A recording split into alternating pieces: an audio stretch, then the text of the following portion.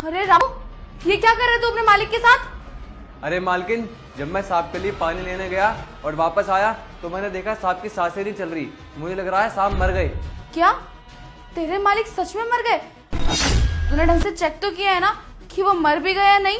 हाँ हाँ मैम साहब, मैंने सांप को अच्छे से चेक कर लिया। सांप की बिल्कुल भी सांसें नहीं चल रही हैं। और मैम साहब, आपको फिर भी यकीन नहीं हो रहा तो मैं फिर से एक बार चेक कर लेता हूँ।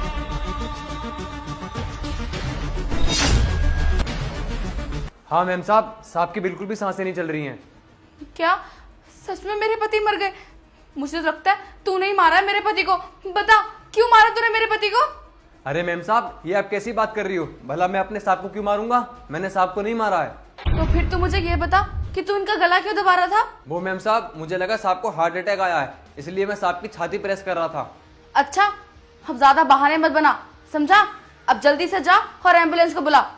ठीक है मैम साहब। हाँ, ये तो बहुत अच्छा हुआ। मेरे कुछ करने से पहले ही मेरा पति मर गया। अब ये सारी प्रॉपर्टी मेरी हो जाएगी। अब ना मैं एक काम करती हूँ, जल्दी से अपने बॉयफ्रेंड को कॉल कर देती हूँ ताकि फटाफट ये इसकी लाश को ठिकाने लगा दे। हेलो बेबी, मुझे तुम्हें एक खुशखबरी देनी है। बताओ, क्या खुशखबरी है? तुम्हें पता है मेरा पति ना मर गया। क्या? मर गया? लेकिन कैसे?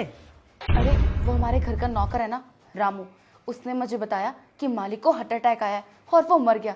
देखो ना, हम कितने टाइम से चाहते थे कि ये मर जाए और आज हमारे कुछ करने से पहले ये खुद ही मर गया।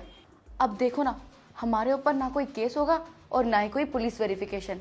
अब बस मैं कल फटाफट वकील को बुलाकर ये सारी प्रॉपर्टी हमारे नाम करवा दूंगी। फिर हम दोनों शादी करके पूरी जिंदगी इसी घर में रहेंगे। यार, तुम तो सच में बहुत चालाक हो। यह तो तुमने बहुत अच्छा किया। आखिर में मैं गर्लफ्रेंड किसकी हूँ? अच्छा सुनो, अब ज़्यादा टाइम मत वेस्ट करो, जल्दी से यहाँ आ जाओ। हाँ ठीक है, मैं आता हूँ अभी तुम्हारे घर। ठीक है। देखो ना, मेरा पति मरते हुए भी कितना प्यारा लग रहा है। एक काम करती हूँ, अब मैं इसके साथ सेल्फी ले लेती हूँ, आखिरी सेल्फी।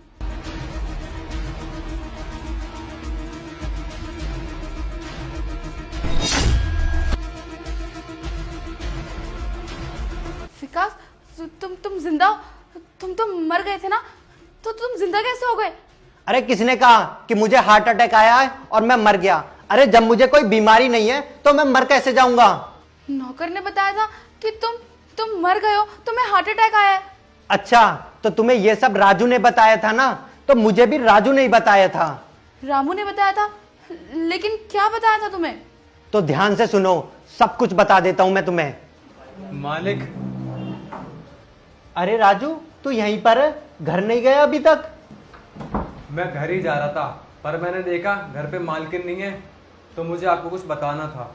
हाँ राजू, मुझे पता है तेरी मालकिन पार्लर गई है, लेकिन तू बता क्या बताना चाहता है मुझे?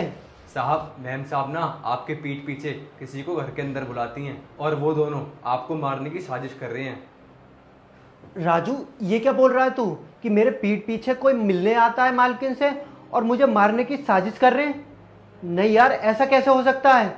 वो तो मुझसे बहुत प्यार करती है। उसने तो कभी मुझे ऐसा एहसास नहीं होने दिया कि मेरे अलावा उसका कोई और आशिक है, और वो मुझे मारना क्यों चाहती है? साहब, वो तो मुझे नहीं पता। अच्छा चल ठीक है राजू, मेरे पास एक प्लान है, लेकिन उसमें मुझे तेरा साथ चाहिए होगा। अभी तो तू घर चला जा, कल आना तू। ठीक है साहब, मैं कल आता हूँ। अच्छा तो प्रीत, तुम मेरी प्रॉपर्टी लेने के लिए अपने बॉयफ्रेंड के साथ मुझे मारने का प्लान बना रही थी, लेकिन प्रीत तुम ये कैसे भूल गई कि इस प्रॉपर्टी में मेरे अलावा तुम्हारा भी हक है? अगर एक बार तुम मुझसे बोल देती कि तुम्हें ये प्रॉपर्टी चाहिए तो मैं हंसते हंसते ये सारी प्रॉपर्टी तुम्हारे नाम कर देता। अरे यार प्रीत, मैं इस प्रॉपर्टी का करता क्या? तुम तो अच्छे तरीके से जानती हो ना मैं इतनी मेहनत और ये पैसा क्यों कमा रहा हूं, सिर्फ तुम्हारे लिए ना, जिससे कि तुम खुश रहो। लेकिन प्रीत, मुझे नहीं पता था कि मेरी बीवी पैसों के लिए और ये प्रॉपर्टी के लिए मुझे ही मारने के लिए तुल जाएगी। मुझे तो लगता है ये सब तुमने पैसों के लिए तो किया ही है और अपने बॉयफ्रेंड से शादी करने के लिए भी किया है। प्रीत, अभी तुम फोन पर अपने बॉयफ्रेंड से क्या बोल रही थी कि जल्दी से घर आ जाओ, इसकी लाश को ठिकाने लगा देते हैं और फिर शादी कर लेंगे, और शादी के बाद तुम इस घर में आराम से रहोगे। लेकिन अफसोस, मैंने तो बस ये नाटक किया था ये जानने के लिए कि मेरे गुजर जाने के बाद तुम इस घर में कैसे रहोगी। लेकिन अफसोस, तुम इस घर में नहीं रह पाओगी। और मैंने ये नाटक इसलिए किया था ताकि मैं देख सकूं मेरे मरने के बाद तुम्हें जरा भी दुख होगा या तुम किसी और से शादी कर लोगी। और मेरा शक बिल्कुल सही निकला। तुम मेरी मरने की खुशी में ठहाके लगा रही थी, अपने बॉयफ्रेंड को बुला रही थी और उससे बोल रही थी कि चलो शादी कर लेते हैं। वो तो अच्छा हुआ मेरा नौकर राजू बहुत ईमानदार है, नहीं तो तुम तो मुझे कब की मार देती। अच्छा हुआ जो राजू ने मुझे सही वक्त पर सब कुछ बता दिया, वरना आज मैं तुम्हारे सामने जिंदा नहीं होता। विकास, मुझे नहीं पता था कि तुम मेरे एक बोलने पर अपनी सारी प्रॉपर्टी मेरे नाम कर दोगे। अगर मुझे पता होता तो मैं तुम्हारे साथ ऐसा कुछ भी नहीं करती। बेबी कहाँ हो तुम? चलो जल्दी से तुम्हारे पति की लाश को ठिकाने लगाते हैं। रुक। तो यही है ना तुम्हारा आशिक जिससे तुम बात कर रही थी, इससे शादी करने वाली थी।